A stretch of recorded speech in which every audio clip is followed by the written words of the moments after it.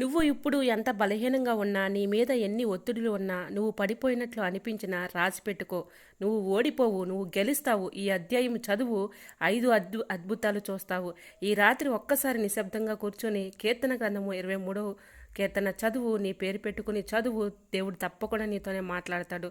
ఈ అధ్యాయం పైన దేవుడు మాట్లాడే ముందు చిన్న రిక్వెస్ట్ అండి. ఫస్ట్ టైం మన ఛానల్ ఎవరైనా చూస్తూ ఉన్నట్లయితే ఒక్కసారి ప్రీవియస్ వీడియో చూసి మీకు నచ్చుతుంది. ఎందుకంటే ప్రతి ఒక్క వీడియోలో కూడా దేవుడు ఎంతో అర్థవంతంగా దేవుడు మాట్లాడాడు కాబట్టి ప్రతి ఒక్క వీడియోలో కూడా మరి దేవుడు మీరు కృంగిపోయినప్పుడు, మరి సమస్యల్లో ఉన్నప్పుడు, బాధపడుతున్నప్పుడు ఈ వాక్యాలు ఎంతగానో ఆదరణగా ఉంటాయండి. దేవుడు మీతో మాట్లాడతాడు. ప్రతి ఒక్క వీడియో కూడా ఒకసారి చూడండి, మీకు నచ్చుతుంది. అలానే మీరు చూడటమే కాదు, మీ ఫ్రెండ్స్ అండ్ రిలేటివ్స్కి కూడా షేర్ చేయండి. మీరు షేర్ చేయటం వల్ల మరి మీ కుటుంబాలని దేవుడు ఆశీర్వదిస్తాడు, మీ కుటుంబాలని దేవుడు దీవిస్తాడు. మరి మీరు షేర్ చేయటం వల్ల వేరొకరికి ఈ వీడియో రూపంలో వాక్యం వెళ్తుంది కాబట్టి వాళ్ళు కూడా మారుతారు. మరి ఆశీర్వాదం నీకు రావాలంటే మీరు తప్పకుండా ఆ వీడియో మరి షేర్ చేయండి. మన ఛానల్ని సబ్స్క్రైబ్ చేసుకోండి. మన ఛానల్ని సబ్స్క్రైబ్ చేసుకోవడం వల్ల ప్రతిరోజు కూడా షార్ట్ మెసేజ్ అలానే ఫుల్ వీడియోస్ వస్తూ ఉంటాయండి. సో ప్రతి ఒక్కరు కూడా మీ ప్రార్థనా అవసరతలో ఏమైనా ఉన్నా కమెంట్ సెక్షన్లో కమెంట్ చేయండి. మీ కమెంట్లు నేను చూసి చదువుతున్నానండి. ప్రతి ఒక్క కమెంట్ కూడా చదివి ప్రార్థిస్తున్నాను. తప్పకుండా మీకు దేవుడు అద్భుతాలు చేస్తాడు. ఈ అధ్యాయం చదవండి, గొప్ప మేలులు పొందుకోండి. సో వీడియోని ఎక్కడ కూడా స్కిప్ చేయకుండా చివరి వరకు చూడండి. ప్రతి ఒక్క పాయింట్ కూడా దేవుడు ఎంతో స్పష్టంగా మాట్లాడుతున్నాడు. సో వీడియోని ఎక్కడ కూడా స్కిప్ చేయకుండా చివరి వరకు చూడండి. కీర్తన గ్రంథము 23వ కీర్తన చదువుకుందాము. ఒక్కసారి బైబిల్ ఉన్న వాళ్ళు తీసి ఒక్కసారి చదువుకున్నట్లయితే దేవుడు ఎంతో స్పష్టంగా మరి మీతో మాట్లాడబోతున్నాడు. 23వ కీర్తన మొదటి వచనం నుంచి ఒక్కసారి చదువుకుందాము. యెహోవా నా కాపరి, నాకు లేమి కలగదు. పచ్చికల చోట్లను ఆయన నన్ను పరుండ చేయుచున్నాడు. శాంతికరమైన జలముల యొద్ద నన్ను నడిపించుచున్నాడు. నా ప్రాణమునకు ఆయన సేద తీర్చుచున్నాడు. తన నామమును బట్టి నీతి మార్గంలో నన్ను నడిపించుచున్నాడు. గాఢాంధకరపు లోయలో నేను సంచరించినను ఏ అపాయమునకు నేను భయపడను. నీవు నాకు తోడయుందువు. నీ దుడ్డు కరియు నీ దండమును నన్ను ఆదరించును. నా శత్రువులు ఎదుట నీవు నాకు భోజనము సిద్ధపరచుదువు. నూనెతో నా తల అంటియున్నావు. నా కిండి నిండి పొర్లుచున్నది. నేను బ్రతుకు దినములన్నయు కృపాక్షేమములే నా వెంట వచ్చెను.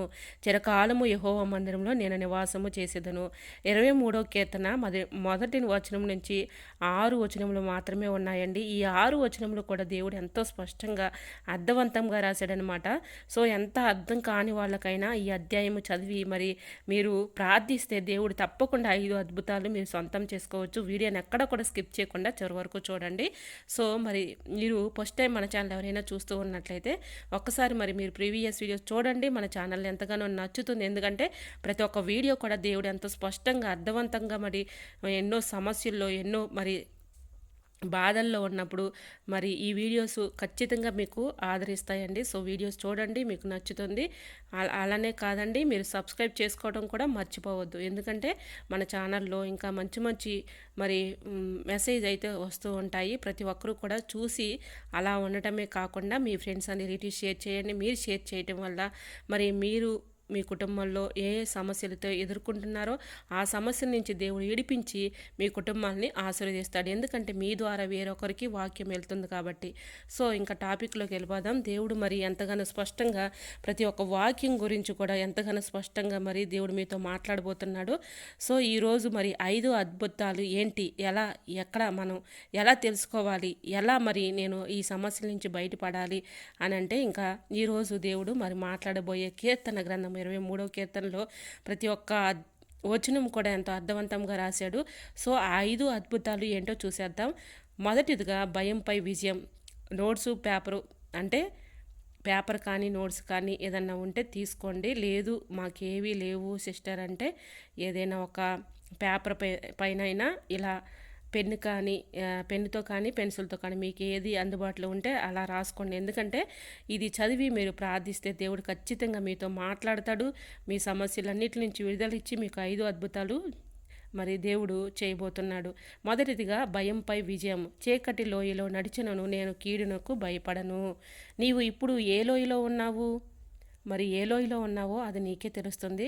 అప్పుల లోయ, జాబు లేకపోవడం వచ్చిన లోయ, ఇంటి సమస్యల లోయ, అవమానాల లోయ.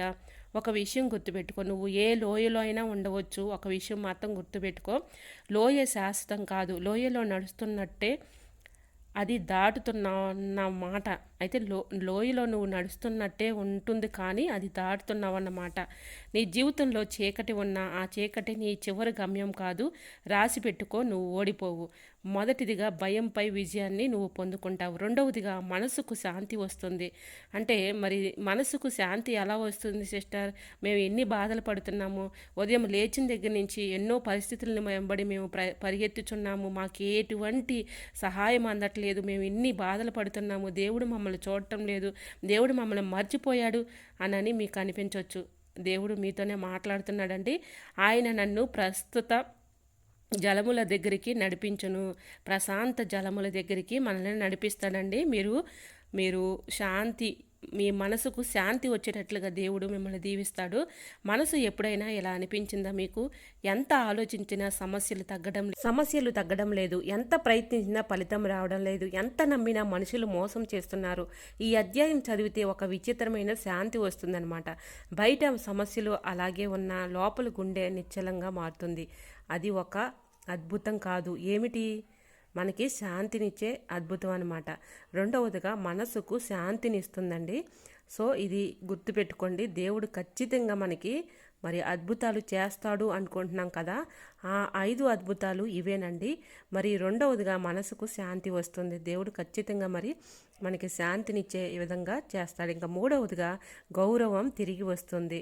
నా శత్రువుల సన్నిధిలో నా కోసం బల్ల సిద్ధ చేయను. మరి దేవుడు కూడా మరి మన శత్రువుల చేతిలో కూడా మరి మన కోసం బల్ల సిద్ధం చేయును అని దేవుడు ఎంతో స్పష్టంగా ఆ వాక్యంలో రాశాడనమాట. ఇప్పుడు నిన్ను తక్కువగా చూస్తున్న వాళ్ళు ఉండవచ్చు. ఇతనికి ఏం రాదు, యువతల వాడి జీవితం అయిపోయింది అని మాట్లాడే వాళ్ళు ఉండవచ్చు. మరి దేవుడు ఎంతగానో స్పష్టంగా మీతో మాట్లాడుతున్నాడండి. ఇప్పటి వరకు నిన్ను తక్కువగా ఎవరైనా చూసారా?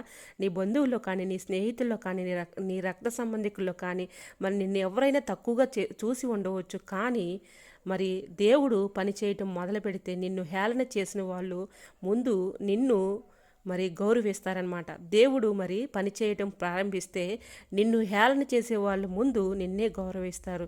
నిన్ను తిరస్కరించిన చోటే నిన్ను ఆహ్వానిస్తారనమాట. సో నీవు ఓడిపోయిన చోటే నీకు జయాన్ని దేవుడు తిరిగిస్తాడు, గౌరవం మళ్ళీ తిరిగి వస్తుంది. ఇంకా నాలుగవదిగా లోపలి గాయం